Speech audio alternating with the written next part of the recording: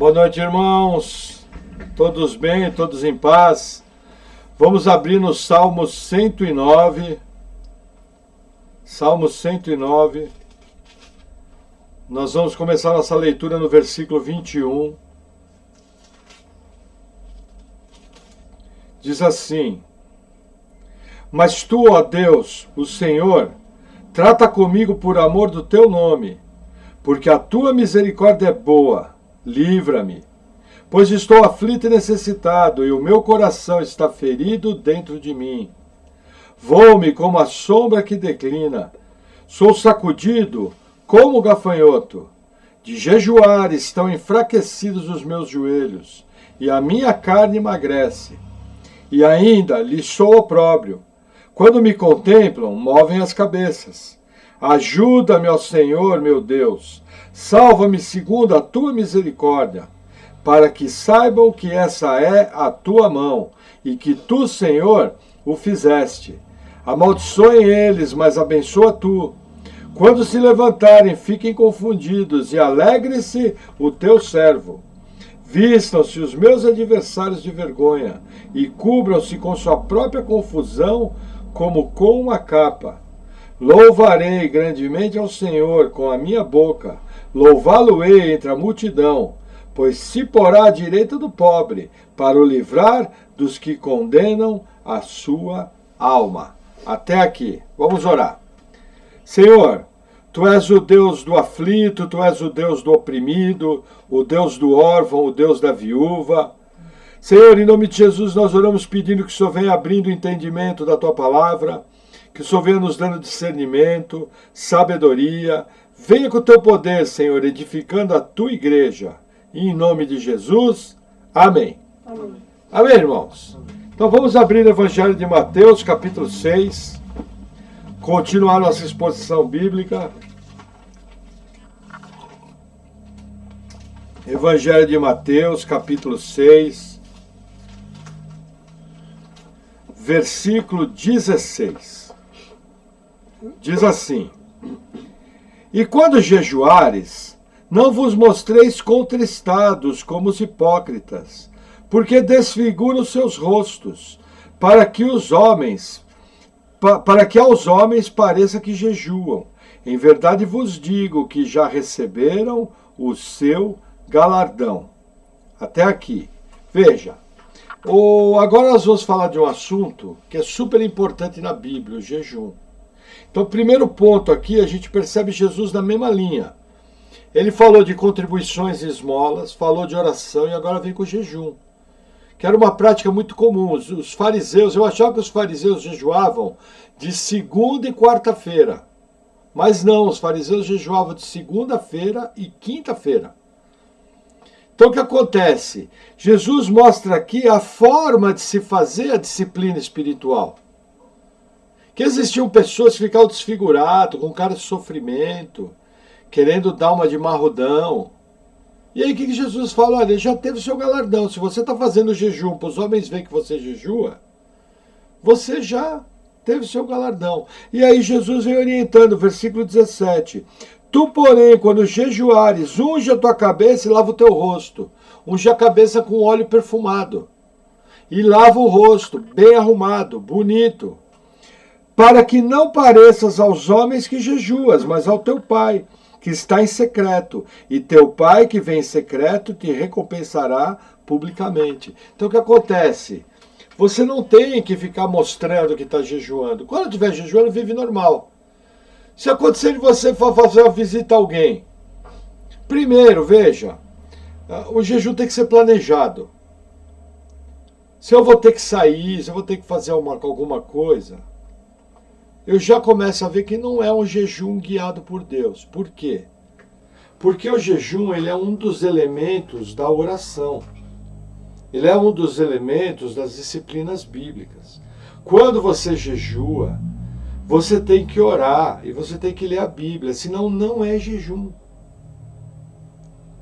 Sempre na Bíblia que aparece o jejum, qual é o motivo dele? Buscar a Deus. Qual é a única maneira de buscar a Deus? É orando, lendo a Bíblia e podemos incluir congregando. Então o jejum é algo para ser feito planejado. E dessa maneira correta. Agora vamos supor que você está em jejum e acontece alguém lhe oferecer um pedaço de pizza. Você vai chegar para ele e falar, não, não quero. A pessoa fala, não, pega. Aí você pode chegar para ele e falar, olha, deixa eu te explicar. É que eu estou num período de jejum e oração. Então nesse momento eu não estou comendo. Numa outra hora vai ser bom. Isso aí não é errado. Porque eu lembro quando eu fui salvo, falava assim, que se você falasse que tinha jejuado, perdia todo o valor. Não é isso que Jesus está falando. Jesus está falando você querer dar uma de espiritual. É que nem, por exemplo, como pastor, nós orientamos as ovelhas a jejuar. Eu tenho que exemplificar para as ovelhas como é o jejum. Qual é o melhor modelo que tem? O que eu faço. Porque é aquele que eu conheço e é aquele que eu vejo ter um bom resultado. Tanto é que eu normalmente jejuo ao contrário das outras pessoas. Eu normalmente acordo de manhã, faço minhas coisas, tomo café da manhã, faço minhas coisas, passo a manhã trabalhando, almoço. Assim que eu acabei de almoçar, é minha última refeição do dia. Durante a tarde eu estou fazendo meus afazeres de trabalho. Porém, quando encerro o dia, eu posso me dedicar a ouvir a palavra, posso me dedicar a disciplinas espirituais. Aí eu só vou comer no outro dia, no dia seguinte, justamente por quê? Para poder assistir uma aula de uma teologia, para ouvir uma palavra, para ler a Bíblia, para orar. Foi a fórmula que eu encontrei de jejum. A Paula também jejuou dessa forma, o Rodrigo começou a jejuar assim. Por quê? Porque é produtivo. Qual foi a fórmula de jejum que me indicaram? Ó, meia-noite você consagra, não come mais nada. Aí você acorda de manhã, você não toma nem água, nem come nada até meio-dia. Quando chegar meio-dia, você ora agradecendo e entrega o jejum. Isso não é jejum. Isso aí é passar fome. Primeiro está errado porque não está tomando água, pode prejudicar o rim. Existe muita doença renal no meio evangélico. Segundo, que eu não orei, não li a Bíblia, não ouvi a palavra, não adiantou nada. Foi só. Terceiro, o início do jejum estava dormindo. Então, assim, é muito interessante você ter critério, não existe uma fórmula. Nessa noite, nós vamos ver vários textos da Bíblia. Eu imagino que vai requerer 2 palavras, pelo menos. Porque é um assunto muito importante. Importante por quê? Vejam que interessante. No meio reformado, jejum precisa ser ensinado. Porque não é hábito das igrejas reformadas jejuar. Alguns até dizem o seguinte argumento, que o jejum era uma prática judaica. E que não se pode trazer essa prática para a igreja. Então, nas igrejas reformadas, muita gente jejua muito pouco. É uma prática quase que não tem uso. Por quê? Porque do outro lado da moeda existe o exagero do jejum no meio pentecostal. Em vez das pessoas buscarem o jejum bíblico, por causa que no meio pentecostal se faz um monte de exagero, uma parafernália, uma pirotecnia, tipo fogos de artifício, em volta do jejum, os reformados não têm o hábito de jejuar, inclusive com esse argumento errado. E eu estava vendo, inclusive, antes de preparar essa palavra, vi uma exposição do reverendo Augusto Nicodemos, onde ele incentivava o jejum, com uma prática bíblica e uma prática importante da oração. O jejum somado à oração é uma ferramenta poderosa. Na igreja que eu fui salvo, eles chamavam de bomba O. Eles falavam, tem a bomba de hidrogênio, tem a bomba nuclear e tem a bomba O, a mais poderosa de todas. Qual que é a bomba O? Oração e jejum. Na igreja onde foi salvo, era recorrente, períodos de jejum entre 21 e 40 dias. E eles eram sérios. Eu lembro uma vez que eles entraram no período de jejum para adquirir o prédio. E no primeiro dia, Deus deu o prédio. Aí o pastor Aloysio falou, brincando, falou, Senhor, o senhor está brincando comigo. Foram até o fim, os 40 dias. Aí perguntaram, mas por que vocês foram até o fim? Ele falou, porque nós somos sérios com Deus. Nós nos propusemos a jejuar 40 dias, ninguém está com problema de saúde, vamos jejuar os 40 dias. Por quê? Porque se você se propor um período de jejum e tiver um problema de saúde, a nossa orientação é que você pare, para não prejudicar. Mas o que eu aprendi com isso, e foi um bom exemplo de onde eu fui salvo, a seriedade em relação ao jejum.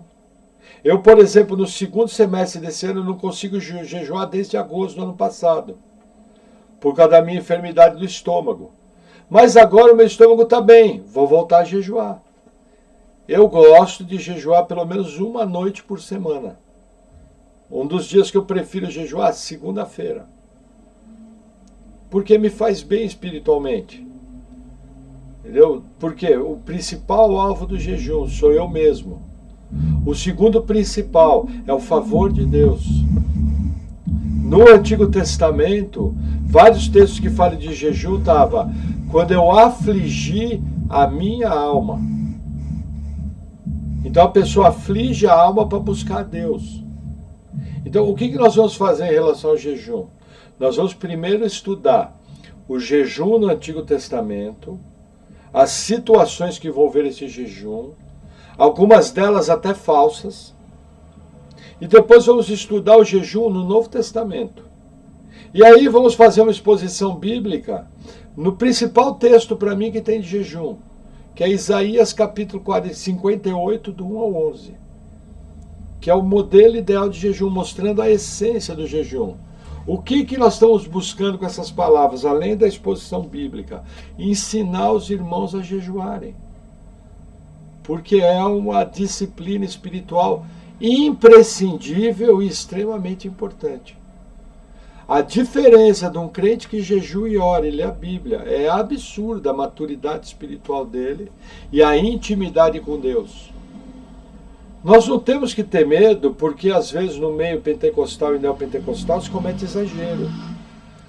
Jejum é uma prática bíblica. Eu lembro, eu conheço alguns pastores próximos nossos aqui, nós estamos na região de Curitiba, e tem o Seminário Batista Regular do Sul do Brasil. O reitor do seminário é o pastor Eduardo, um americano muito querido. E eu conversando com ele, estavam conhecendo eles são batistas regulares, têm toda uma forma de ser. Algumas delas nós somos bem parecidos com eles. Aí eu perguntei, eu falei, pastor, não me leve a mal, mas eu tenho o hábito de jejuar toda semana. O que o pastor acha disso? Ele baixou a cabeça, deu risada e falou, irmão, meu pai jejuava constantemente. Jejum é a maior bênção que tem. Então assim, a gente percebe que aqueles reformados que têm o entendimento correto da palavra, ora e jejum normalmente.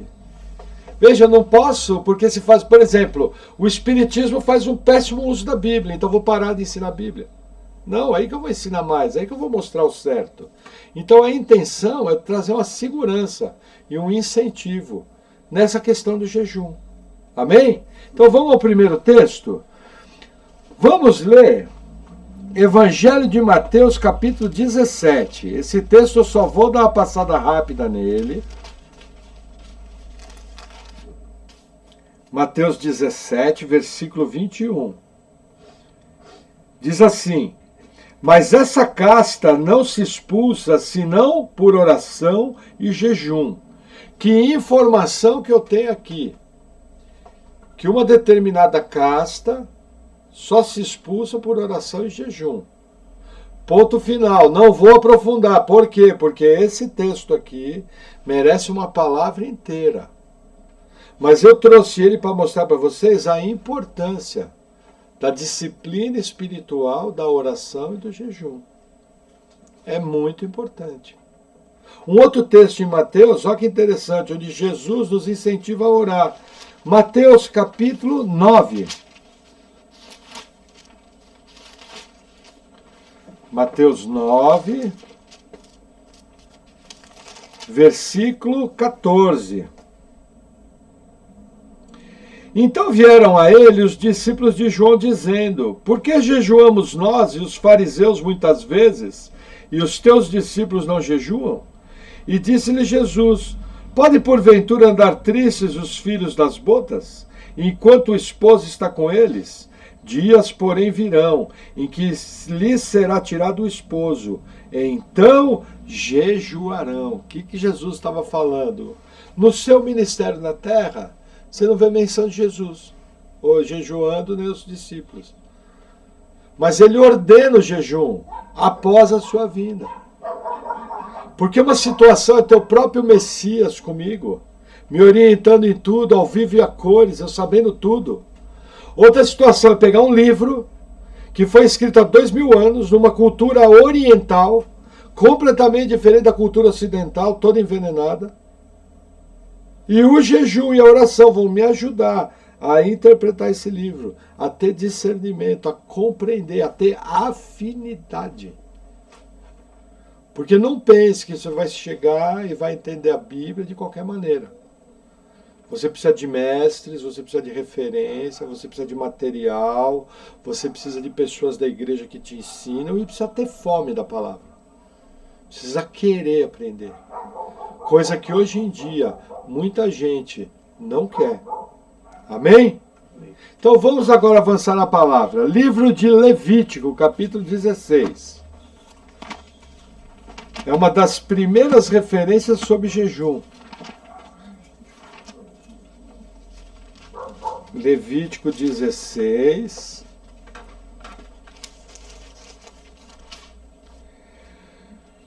Versículo 29. Diz assim. O título é A Festa Anual das Expiações. E isso vos será por estatuto perpétuo. No 7º mês, aos 10 do mês, afligireis as vossas almas, e nenhum trabalho fareis, nem o natural, nem o estrangeiro que se peregrina entre vós. Porque naquele dia se fará expiação por vós, para purificar-vos, e sereis purificados de todos os vossos pecados perante o Senhor. É um sábado de descanso para vós, e afligireis as vossas almas. Isso é estatuto perpétuo. A grande maioria dos teólogos entende que esse afligireis nossas almas é o jejum do dia da expiação. Eu concordo com isso, é a nossa visão aqui na igreja. Era convocado um jejum porque, veja, as pessoas estão se apresentando diante de Deus para fazer expiação dos seus pecados. Então imagina, você vai chegar um ano todo pecando diante de Deus, e aí num ritual da antiga aliança, você vai impor mão na cabeça de um cordeirinho, e vai confessar os seus pecados. E aquele cordeirinho vai morrer no seu lugar, apontando para o que Jesus ia fazer. Então, assim, é coisa muito séria. Você vê que o jejum ligado à confissão de pecados. Essa prática vai se repetir em outros lugares da Bíblia. Nós vamos ver outros homens de Deus jejuando, afligindo suas almas e confessando pecado. É uma coisa extremamente importante. Você vê as duas coisas andando juntas. Então, primeiro ponto, confissão de pecados e jejum andam juntos. É obrigatório? Não. Mas chegou a ser orientado por Deus. Aí vamos seguir.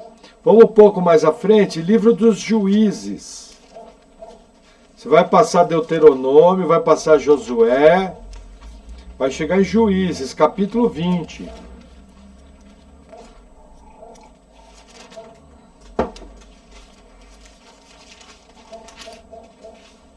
Livro dos Juízes, capítulo 20,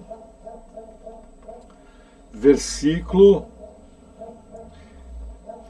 26. Diz assim: Então todos os filhos de Israel e todo o povo subiram, e vieram a Betel e choraram, e estiveram ali perante o Senhor, e jejuaram aquele dia até a tarde, e ofereceram holocaustos e ofertas pacíficas perante o Senhor. O que aconteceu aqui? O que aconteceu aqui foi o seguinte: um levita tinha uma concubina, e essa concubina brigou com ele, traiu ele e foi para a casa do pai dela. Esse levita foi lá buscar a concubina. Ela se propôs a voltar com ele. Ele ficou fazendo festa com o pai dela. E de uma maneira inapropriada, ele saiu para viajar no meio da tarde. Chegando numa cidade da tribo de Benjamim, ele ia dormir na praça. E aí um homem vinha do campo e convidou ele e falou: não, você não vai dormir na praça, vai dormir na minha casa. E quando eles entraram, o que acontece? Os homens de Benjamim cercaram a casa, no estilo Sodoma e Gomorra. E queriam violentar o levita. Aí dentro do costume da época, é uma passagem difícil, lembra que eu falei uma cultura oriental, de aproximadamente 3.000 anos atrás, o levita colocou a concubina para fora. E os homens da tribo de Benjamim abusaram dela de uma forma tal que de manhã cedo ela veio a morrer, com a mão segurando no limiar da porta. Aí o levita pegou um cutelo, cortou em várias partes e mandou um pedaço da concubina dele para cada tribo de Israel. Aí os homens de Israel fizeram um juramento sob maldição, que primeiro, não dariam suas filhas para os homens de Benjamim, nem casariam com as mulheres de Benjamim. Segundo, que iam fazer guerra. Aí eles foram e pediram a cabeça dos homens da tribo, se eu não me engano foi Gibeá. Aí o que acontece? Os homens não deram, entraram em guerra. E aí o que aconteceu nessa guerra? Olha o 25, ao 24. Chegaram-se, pois, os filhos de Israel aos filhos de Benjamim no dia seguinte. Também os de Benjamim no dia seguinte lhes saíram ao encontro, fora de Gibeá, e derrubaram ainda por terra dos filhos de Israel mais 18.000 homens, todos que tiravam a espada. O que aconteceu? Uma derrota militar, eles já tinham sido derrotados. Lembrando que a tribo de Benjamim era uma tribo esmerada na guerra. Eles estavam entre os melhores guerreiros de Israel. Imagina, 11 tribos brigando contra uma, tiveram 2 derrotas. Aí o que eles fizeram? Foram afligir a alma, foram buscar Deus. Senhor, onde nós estamos errando? Eu lembro de um caso, é um caso clássico, que eu aprendi com o meu primeiro pastor. Ele conta que num seminário batista dos Estados Unidos, extremamente tradicional, um professor muito querido adquiriu um câncer terminal. E foi dado um decreto dos médicos de que 3 meses ele morreria. Os 7.000 alunos do seminário, um grande seminário, entraram em jejum, buscando a Deus, e Deus miraculosamente curou instantaneamente o professor. Então o que eu aprendo aqui? Está acontecendo uma calamidade na sua vida, está acontecendo um problema, está acontecendo uma situação difícil. Uma das melhores ferramentas que tem é o jejum. Você vai afligir sua alma, vai buscar a face de Deus, com o seguinte coração: Senhor, me mostra o que eu tenho que fazer. Me dá uma direção, me dá uma estratégia. Jejum não é para receber bênção de Deus. Embora a estratégia de Deus seja uma bênção. Jejum não envolve dinheiro, embora possa ser usado para negócios que usam dinheiro. Mas a melhor coisa que tem é você jejuar. Deus não vai te deixar na mão, se você fizer de maneira correta, segundo a vontade do Senhor, com o coração correto. Então, outra coisa que eu aprendo: situação de guerra, situação difícil, situação de enfermidade, crises, crise para valer. Não é que você não pôde comprar a bolsa que lançou no shopping. Não é que você não pôde viajar para a praia com seus filhos. Ou que você não pode levar seus filhos no McDonald's. Isso não é crise. Crise séria. O jejum é uma extrema ferramenta. Para vocês terem uma ideia, existem situações em que eu preciso me lembrar do jejum para buscar o discernimento. Está vindo ao meu coração agora: a gente nunca deveria fechar um negócio sem jejuar antes. Que eu creio que você vai ter muito mais discernimento e orientação do Senhor. Você vai ter clareza da providência divina. Porque o problema entre você e Deus é você. O que interfere no rádio é o seu pecado. O que interfere no rádio é a sua carnalidade. O que interfere no rádio é a sua vontade carnal. Quando você jejua, você quebra a carne. Quando você quebra a carne, aí eu vou usar o linguajar do meu primeiro pastor, o Espírito fala, agora eu vou. E nós aprendemos que o pendor da carne dá para a morte, mas o pendor do Espírito para a vida. Isso é um princípio. O texto ali é muito mais amplo que essa interpretação. Mas uma das aplicações viáveis daquele texto de Romanos 8 é essa, de buscar as coisas espirituais. E uma maneira de buscar as coisas espirituais é jejuando, orando e lendo a Bíblia. E para mim, olha, gente, a gente não sabe o que é guerra. Não sabe o que é guerra. Se a nossa geração for passar a grande tribulação, nós vamos descobrir o significado da palavra guerra. Nós vamos descobrir o significado da palavra perseguição. Como eu costumo dizer, nós vamos ver a onça beber água e vamos ver a cobra fumar. Mas nós não sabemos o que é guerra. Essa geração aqui sabia bem. E era uma guerra civil. Não era contra Filisteu, contra Amonita, contra Moabita, era contra uma tribo de Israel. Para vocês terem uma ideia, depois disso aqui, eles vão dar uma derrota para Benjamim, que a tribo vai ser riscada no mapa. E aí eles fizeram um juramento que não dariam suas filhas para a tribo de Benjamim. E aí, vai desaparecer a tribo? Aí eles perguntaram, quem não veio? Aí eles lembraram que a tribo de Jabes de Gileade não compareceu. E eles tinham falado, quem não comparecer, nós vamos matar tudo. Aí eles fizeram o seguinte, para não matar vocês, uma vez por ano, em uma determinada época do ano, as moças de Jabes de Gileade saíam para fora para dançar roda. Sabe essa brincadeira? Roda, roda, roda, pé, pé. Isso aí tem 3, 4 mil anos. Está na Bíblia. E aí o que eles falam é o seguinte, quando as moças de Jabes de Gileade saem para dançar roda, as virgens vocês pegam para a esposa. E quando os anciãos de Jabes de Gileade vier conversar com a gente, nós vamos botar um pano quente. Resolveu, não riscou a tribo. Mas olha quanta riqueza no texto bíblico, né? Amém? Amém. Vamos avançar mais um pouquinho. 1 Samuel 7.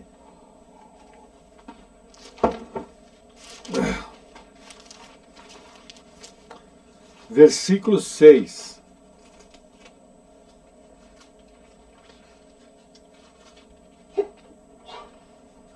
Olha que interessante. Eu vou ler o versículo 2 em diante. E sucedeu que, desde aquele dia, a arca ficou em Kiriat Jearim. E tantos dias se passaram que chegaram 20 anos. E lamentava toda a casa de Israel pelo Senhor. O que acontece, gente? Houve uma derrota. Nessa derrota, os filhos de Eli, Rofini e Finéias morreram. A nora de Eli deu luz prematuramente. Nasceu um menino chamado Icabode, que quer dizer foi-se a glória de Deus.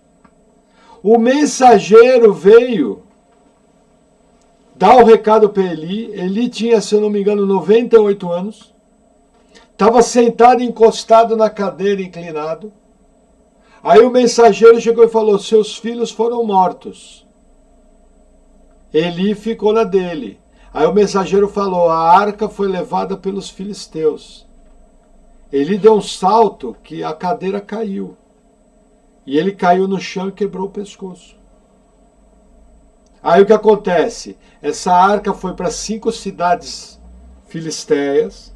Os homens foram feridos do que se acha similar ao tipo de uma peste bubônica. Aí eles foram orientados, aí começou a ir de uma cidade para outra, onde a arca chegava, morria filisteu. Aí o que acontece? Os anciãos falaram o seguinte, não, primeiro a arca chegou no templo de Dagon. Primeira noite, Dagon amanheceu, a estátua caída no chão. Segunda noite apareceu a estátua caída no chão sem os dois braços, os braços cortados. E aí apareceu a peste. Aí o que eles fizeram? Fizeram sacrifícios de ouro no formato de ratos, por isso que os teólogos imaginam que foi a peste bubônica, e no formato de hemorroidas. Essa palavra hemorroidas não se sabe exatamente o que é, porque é uma palavra do hebraico antigo de difícil interpretação. Por isso que se acha que é peste bubônica, por causa dos ratos.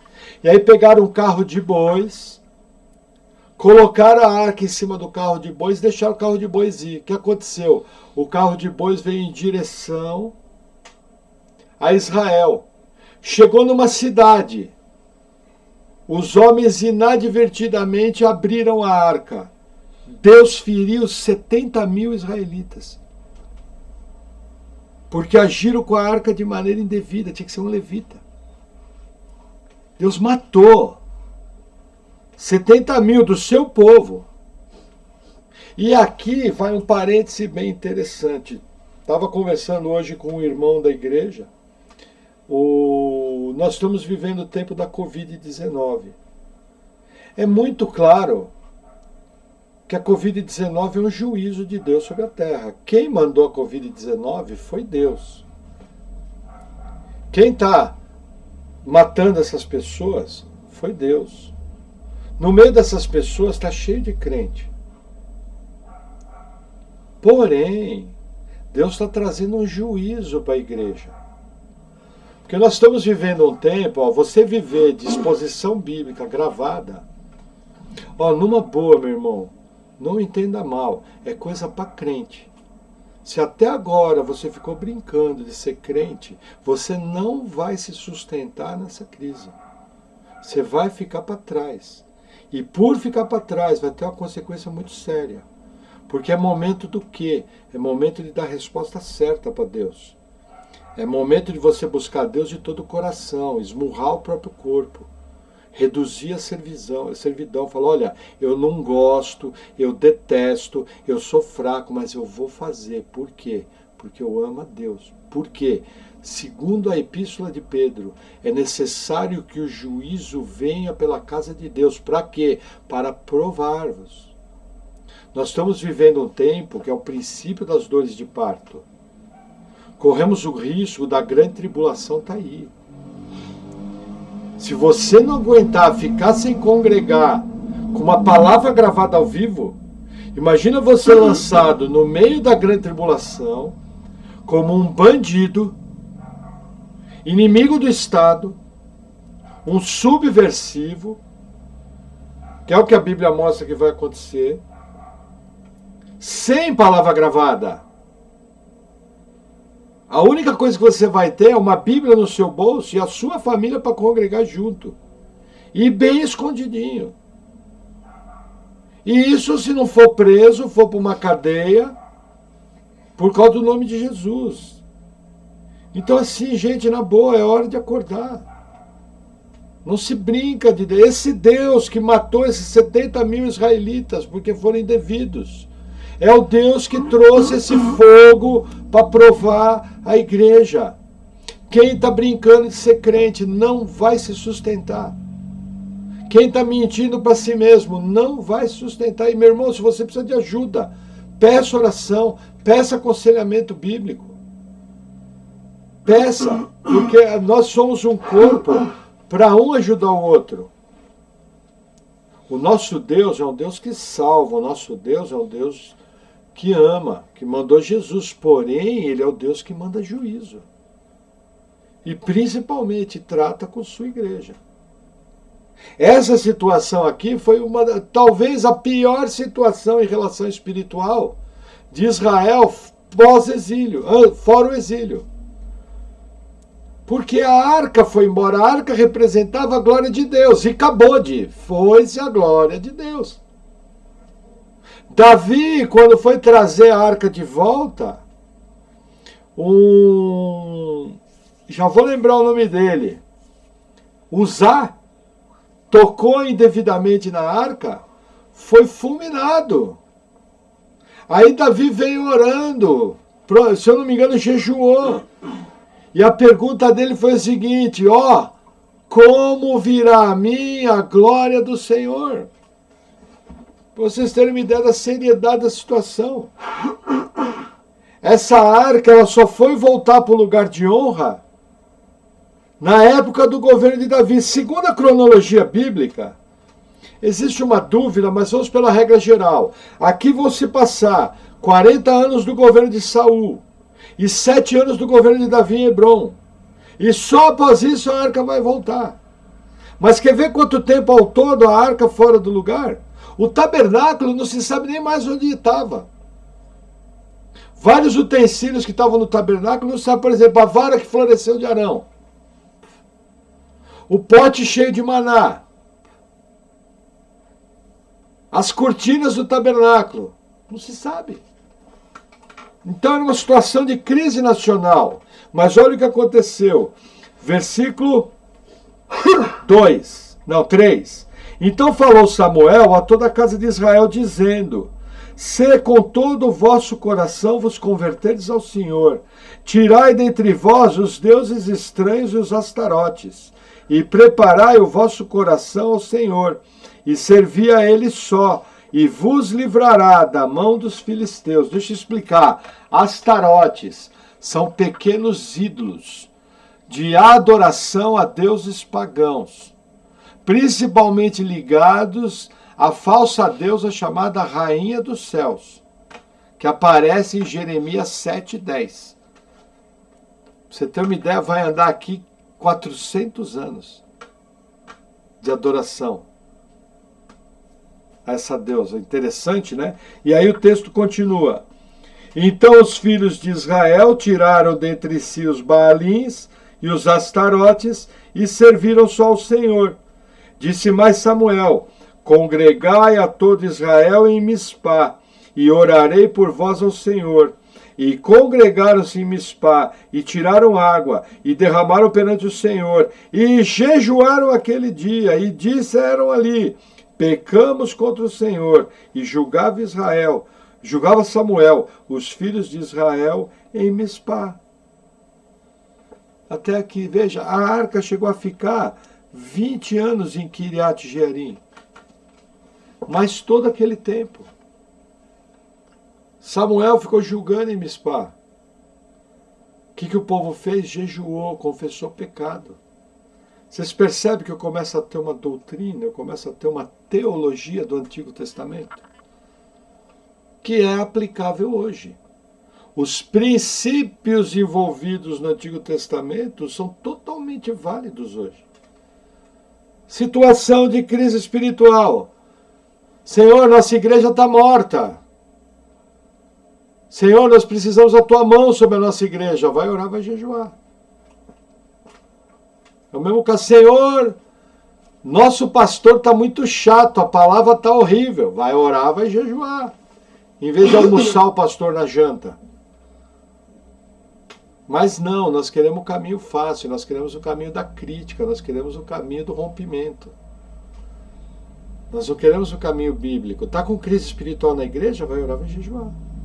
Convoca todo mundo. Gente, vamos orar, vamos jejuar. Amém? Vamos para mais um texto. 1 Samuel 31.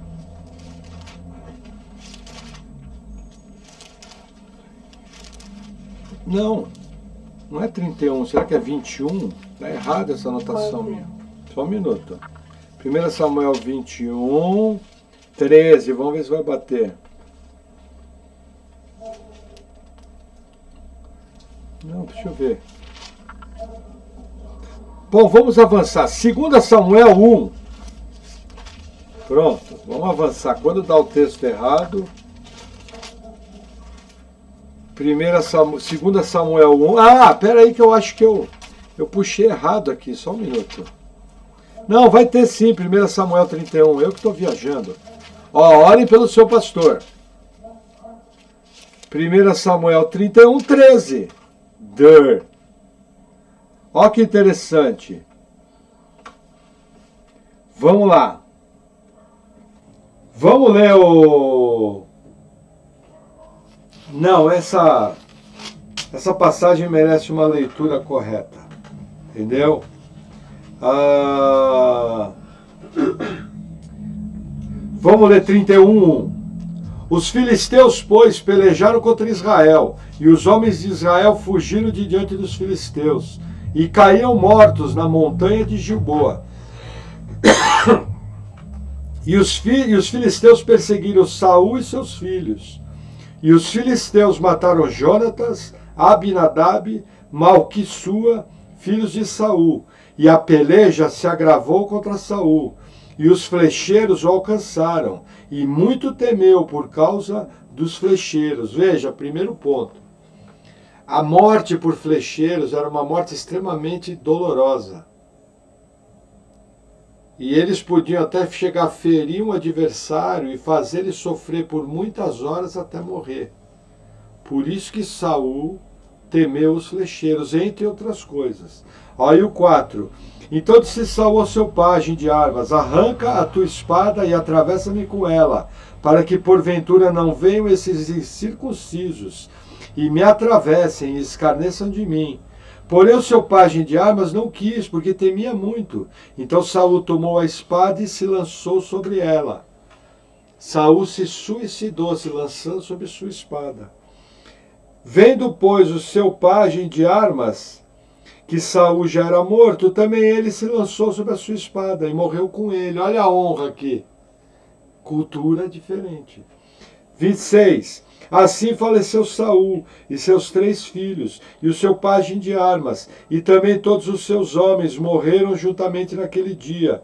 E vendo os homens de Israel, que estavam desde o lado do vale e desse lado do Jordão, que os homens de Israel fugiram e que Saul e seus filhos estavam mortos, abandonaram as cidades e fugiram.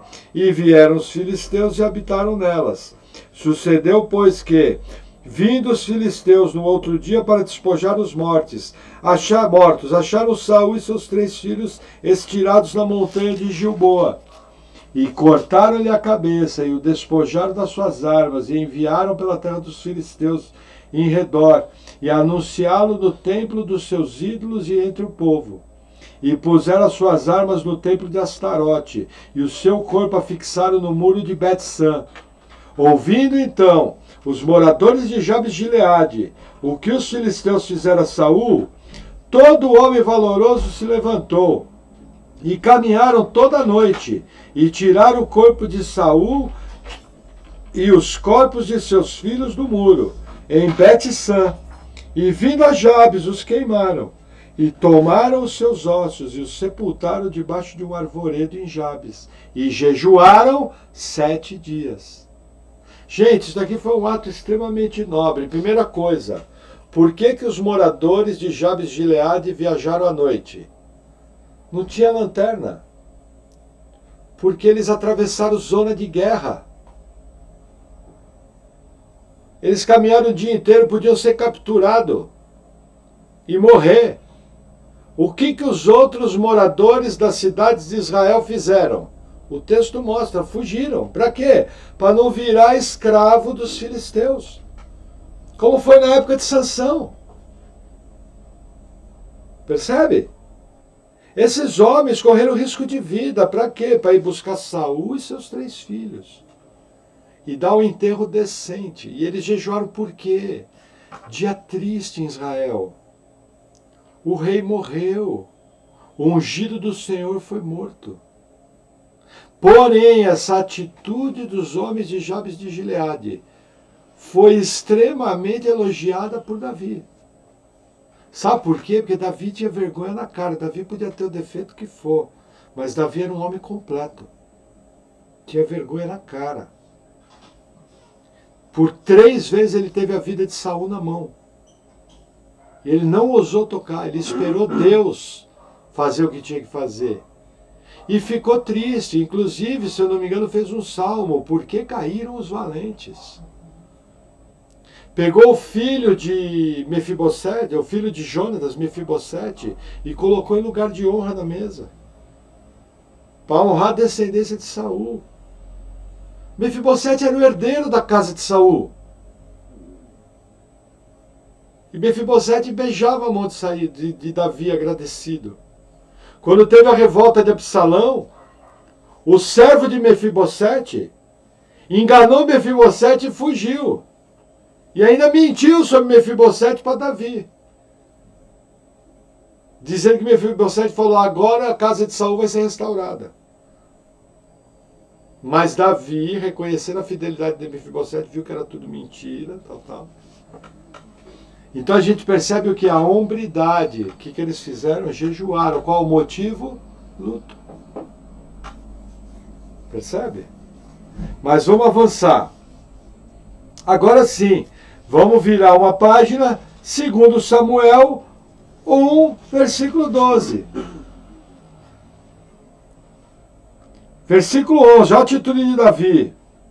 Então apanhou Davi as suas vestes e as rasgou. Assim fizeram todos os homens que estavam com ele, e prantearam, e choraram, e jejuaram até a tarde por Saul, e por Jonatas seu filho, e pelo povo do Senhor, e pela casa de Israel, porque tinham caído a espada.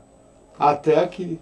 O homem que foi levar a notícia de que matou, da morte deles, esse homem mentiu, querendo se promover para Davi, falando que ele matou. O que Davi fez? Executou o cara na hora. Não ficou ninguém para contar. Arrancou com raiz e tudo. Foi o que Davi fez. Amém? O que eles fizeram? Jejuaram. Vamos para mais um texto, um pouco à frente. Primeiro livro dos Reis. Vamos em 1 Reis. 1 Reis, capítulo 21.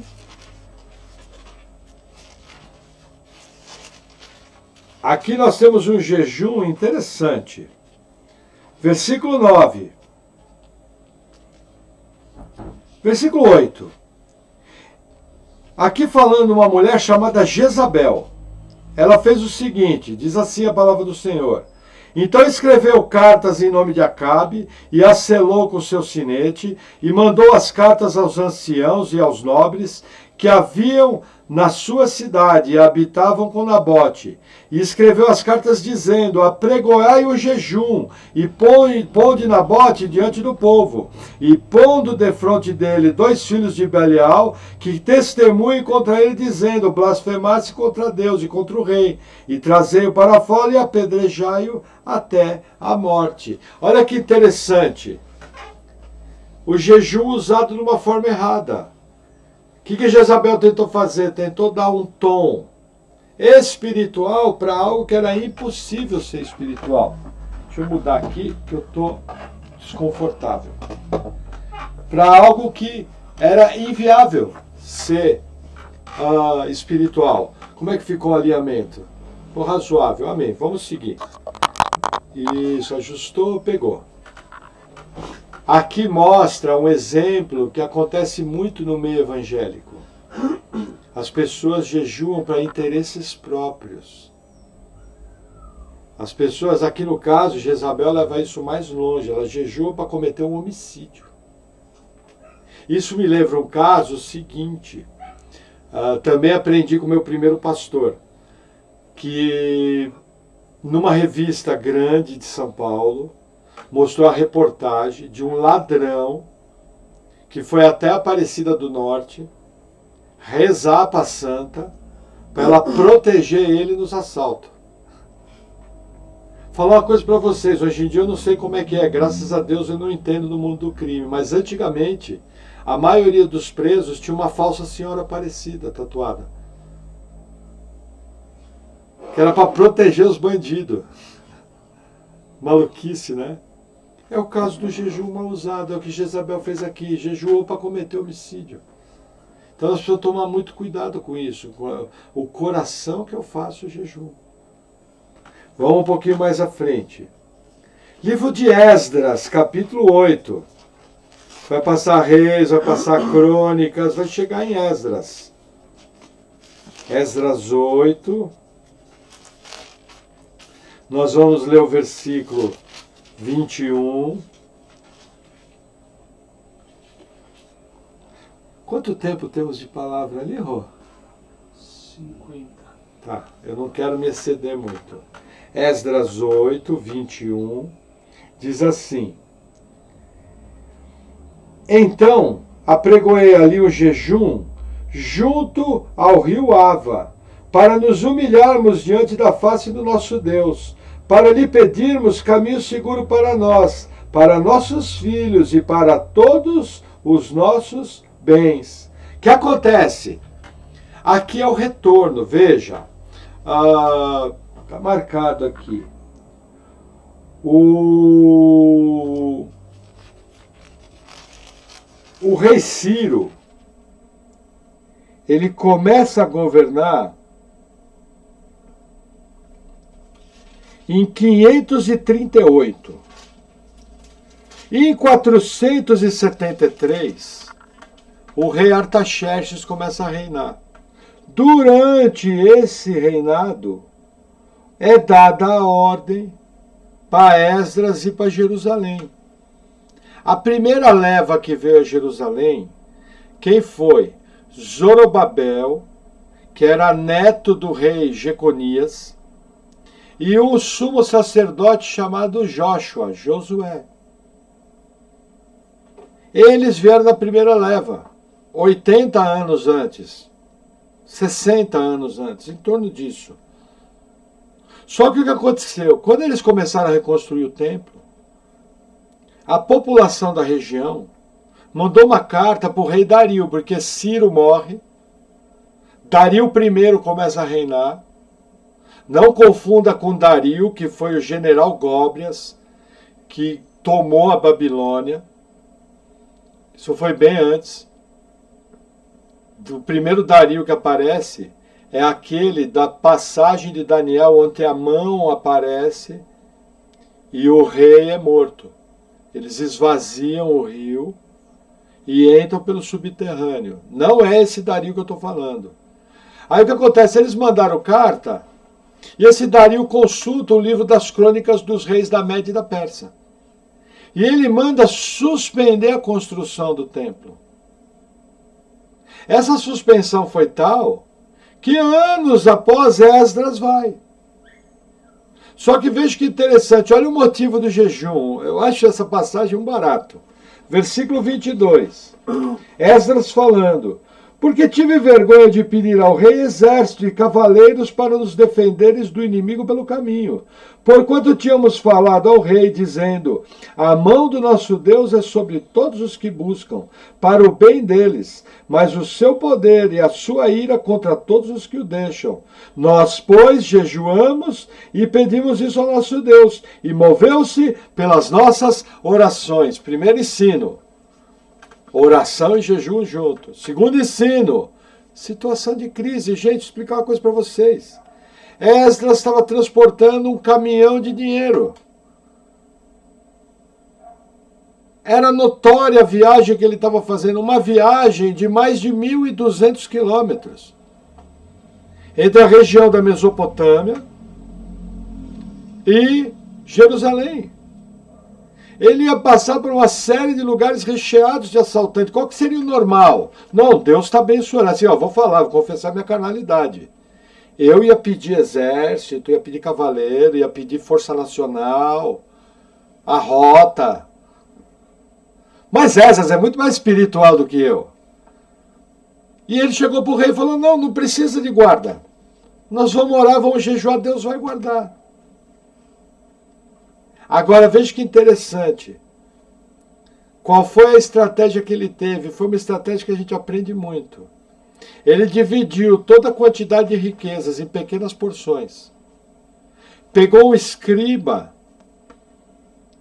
e anotou tudo. Rodrigo está levando 10 potes de ouro. Paula está levando 2 potes de prata. Maurício está levando 2 potes de diamante. E aí colocou alguém na chegada em Jerusalém que anotou tudo que chegou. O que ele fez? Dessa maneira ele diluiu a exposição. E se por acaso acontecesse um problema de ser assaltado, pegaria apenas uma pequena porção. A estratégia. Eu aqui vejo, esse daqui é o principal texto da Bíblia, ligando jejum à estratégia. Para mim é claro. Eu já me senti guiado. Veja, aqui eu vou fazer uso das palavras do reverendo Augusto Nicodemos. Quando Deus quer revelar sua vontade, ele revela pela Bíblia. Porém, ele é Deus. E ele se manifesta para o homem da maneira que ele bem entende. E os irmãos reformados que me desculpem, esse é o Deus que eu sirvo. E o Deus que eu sirvo, por exemplo, eu tenho um testemunho que aconteceu na minha vida muito interessante. Eu fui salvo em São Paulo, eu estou no Paraná aqui há 30 anos. Aí eu passei 1 ano e meio em São Paulo, foi lá que eu fui salvo. E aí o que acontece? Lá eu pagava aluguel. E o meu aluguel estava vencendo numa quinta-feira. E era um bom dinheiro. Para vocês terem uma ideia, no ano de 99 era R$330. Em 99. E a gente com os filhos pequenos, aquela situação que eu não podia chamar a Paula de meu bem, que o banco vinha e tomava. E aí eu lembro que eu fui dormir, eu falei, Senhor, o que eu faço? Eu preciso pagar o aluguel. O Senhor claramente ministrou no meu coração, de maneira clara. Acorda cedo amanhã, vai para Curitiba, vai nesse cliente, naquele cliente, naquele cliente, naquele cliente, tira o pedido, passa o pedido pelo telefone a cobrar, porque eu não tinha dinheiro para pagar interurbano. Eles vão postar no Sedex. Em 24 horas o Sedex vai chegar, você vai entregar, vai pegar o cheque, troca lá no seu primo e você vai ter o dinheiro para pagar o aluguel. Gente, hoje é difícil o Sedex chegar em 24 horas. Primeiro cliente que eu cheguei, a maior locadora aqui de Curitiba, nós vendíamos filmes cristãos. Fomos chamados de louco por isso. Quem atendia na locadora era o seu Neivo. Só que aquele dia o seu Neivo não estava, e estava a esposa dele, evangélica, da primeira quadrangular, bem piedosa. A primeira pessoa que falou, olha, você vai se converter, porque do jeito que você está, você conhece a Bíblia, não sei o quê. E eles tinham toda a coleção de filmes evangélicos na loja. Ela simplesmente abriu minha pasta e começou, manda esse, manda aquele, manda aquele, manda aquele, manda aquele, manda aquele, manda aquele. Só nesse primeiro pedido eu paguei o aluguel. Aí eu passei o pedido, arrumei um endereço que tinha que ser em Curitiba para entregar, senão o Sedex não ia chegar. Deu tudo certinho. Recebi o pedido aqui às 3 da tarde, entreguei tudo até às 8 da noite, 8h30. Voltei e dormi aqui na casa, a casa sem água. Ou já tinha voltado religada a água. Acordei no dia seguinte, viajei de carro para São Paulo, estrada antiga. Fui direto no meu primo, ele me ajudou bastante, meu primo Zezinho. Trocou os cheques para mim. Cheguei à tarde no banco para pagar o boleto do Itaú. E ainda sobrou dinheiro. Aí eu pergunto, diante disso, Deus não é o Deus do impossível, que se comunica com seus filhos de maneira eficaz? Gente, isso na minha vida é recorrente.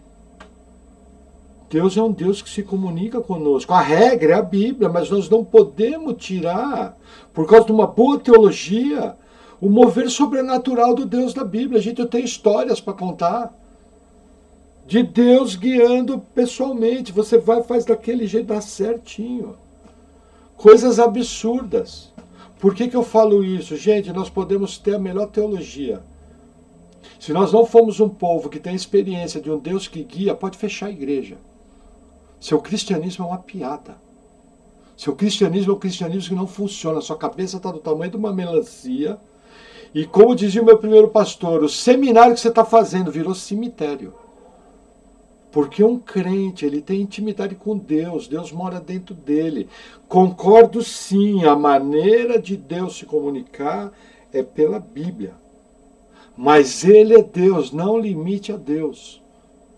A Bíblia está recheada de histórias, onde Deus guia seus filhos de maneira pessoal, exata, chegando ao absurdo de fazer um arrebatamento numa pessoa viva, uma transladação, que foi do evangelista Filipe, que assim que evangelizou o etíope, o eunuco etíope, ele foi transladado para Azoto.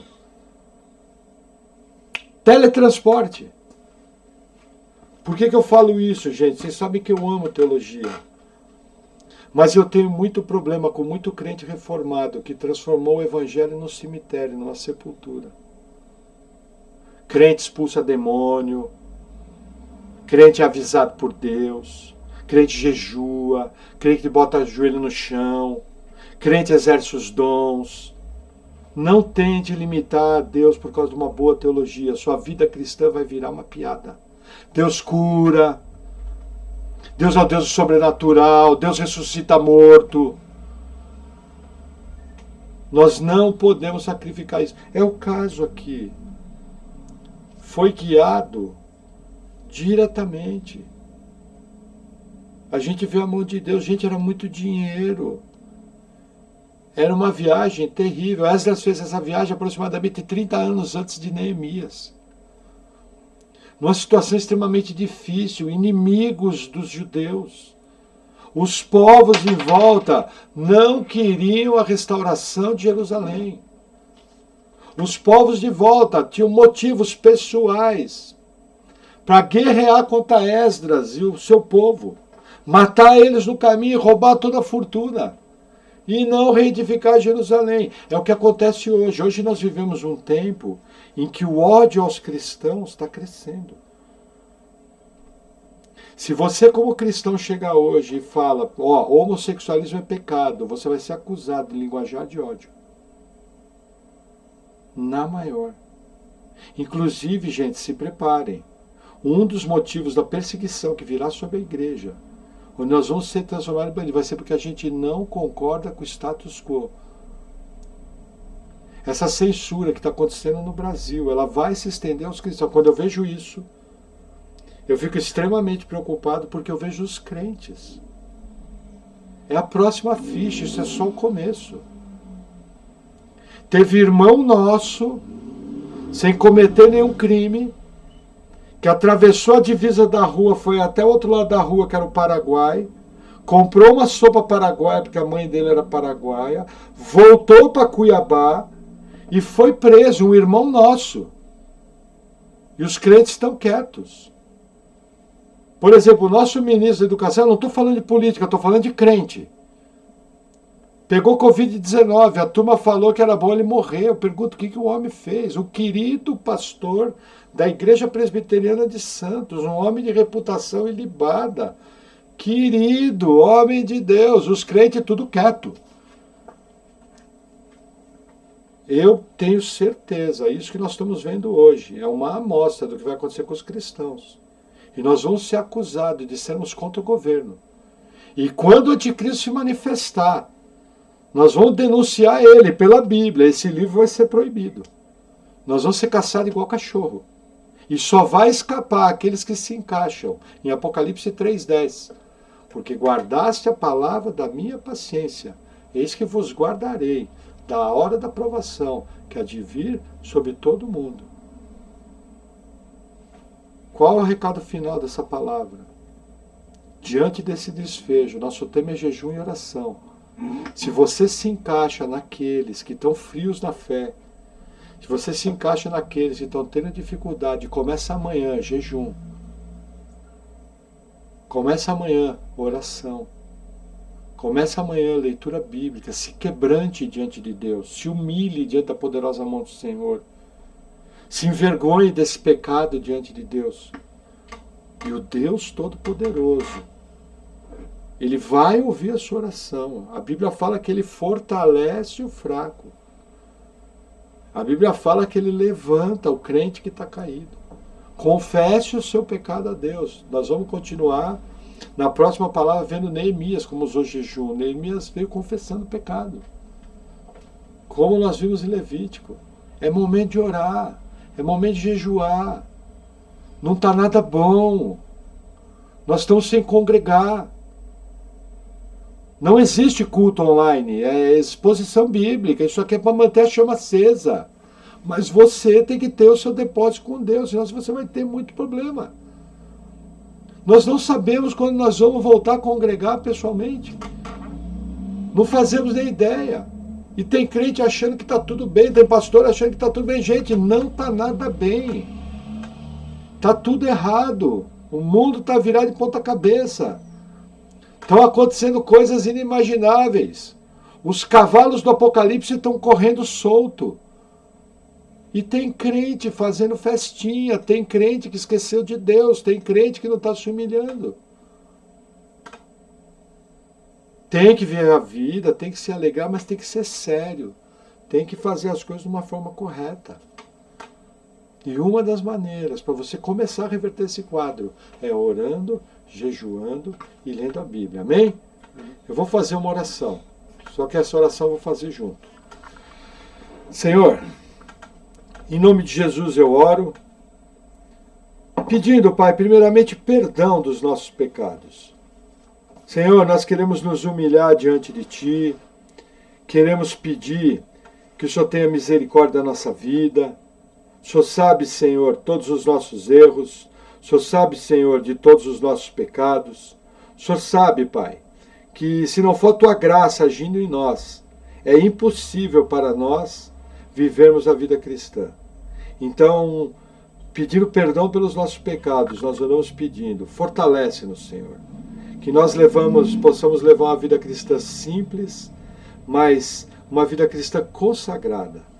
Vem com o Teu poder sobre Tua igreja. Em nome de Jesus. Amém. Amém.